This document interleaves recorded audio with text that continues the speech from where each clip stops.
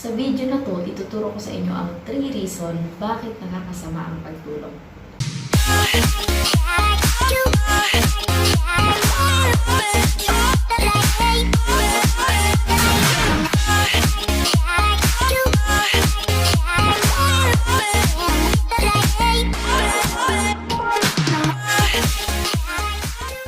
For disclaimer lang guys hindi naman talaga yung masama. Ang masama lang kasi is yung sobra-sobra na yung ginagawa nating pagtulog.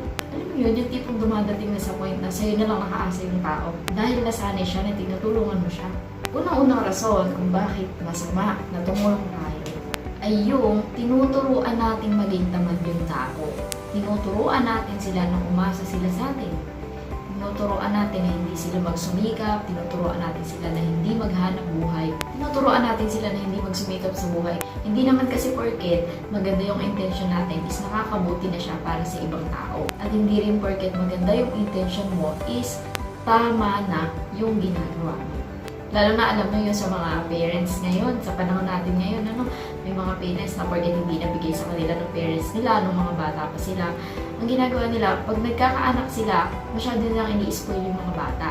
Kahit ano yung hindi ng mga anak nila, kahit hindi naman nila deserve, binibigay pa rin nila. Ang ending, nagiging spoiled yung mga bata. So, kapag may mga bagay ka na hindi na mabigay sa kanila, hindi rin naman nagiging maganda yung treatment nila doon sa mga parents nila.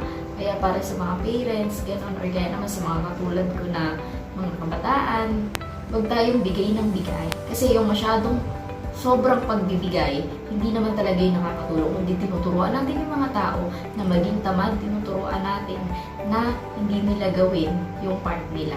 At tinuturuan natin sila na hindi magsikap sa buhay nila. Kasi alam nyo ba na kapag tulong tayo ng tulong, tapos biglang dumating yung point na tayo naman yung nangangailangan, hindi natin sure kung bibigyan rin tayo ng tulong. Kasi mostly, kapag tulong tayo ng tulong, yung mga tinutulungan na yun dahil nga lagi natin binibigay yung mga gusto nila, hindi sila nagsisikap. So, ang ending, kapag ikaw may kailangan, wala ka nang mahihingi ng tulong. Ganun naman talaga. And sometimes, na-experience nyo naman din yan. And ako, personally, na-experience ko din yan na tipo na ako, nagbigay ako ng nagbigay, pero ang ending, nung ako yung nangailangan, wala rin akong nahingi ng tulong. Yun lang yung masakit na part kapag nasanay sila na masyado kang mapagbigay, masyado kang mabait. Pangalawang reason kung bakit nakakasama yung pagtulong ng masyado is yung tinuturuan mo sila na maging entitled. Yung bang feeling nila, deserve nila lahat ng bagay. Samantalang wala naman silang pinaghirapan, di ba? Ito lang, real talk lang to. Walang pakialam yung mundo sa nararamdaman mo. Kasi lahat naman ng meron tayo sa mundo to, libre. Yung oxygen na nalalanghap mo, di ba? Libre mo yan na nalalanghap. Tapos, yung magsumikap ka man lang sa buhay mo, hindi mo magawa. Tandaan mo, yung sarili mo, cargo mo yan. Hindi yan cargo ng ibang tao. Kaya ka nabuhay sa mundo to para magsumikap para sa sarili mo, hindi para sa ibang tao. Pero uulitin ko, hindi masamang tumulong ha. Ang masama lang yung hingi ka ng hingi or kaya naman tulong ka ng tulong. At eto pa yan, lalo na doon sa mga wala naman talagang ginagawa, humihingi lang, ganun. Huwag ka maging demanding. Lalo na pag di mo naman pinaghirapan, sino ka para mag-demand, di ba? Di mo pinaghirapan, tapos napaka-demanding mo pa. Pag humingi ka, tapos hindi ibinigay, galit ka pa. Sino ka? Sino ka dyan? Kapal na mukha mo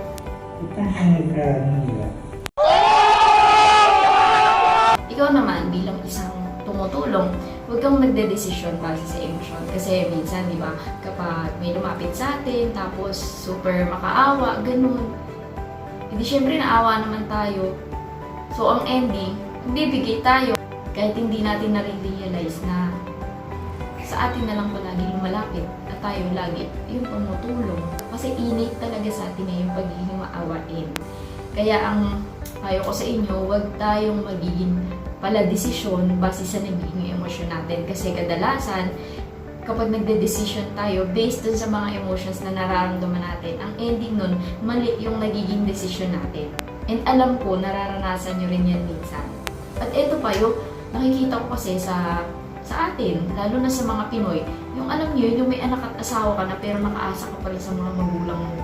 Actually, hindi naman yung anak lang yung may kasalanan. Kasalanan din minsan yun ng mga magulang kasi in-spoil nila yung mga anak nila na umasa nga sa kanila.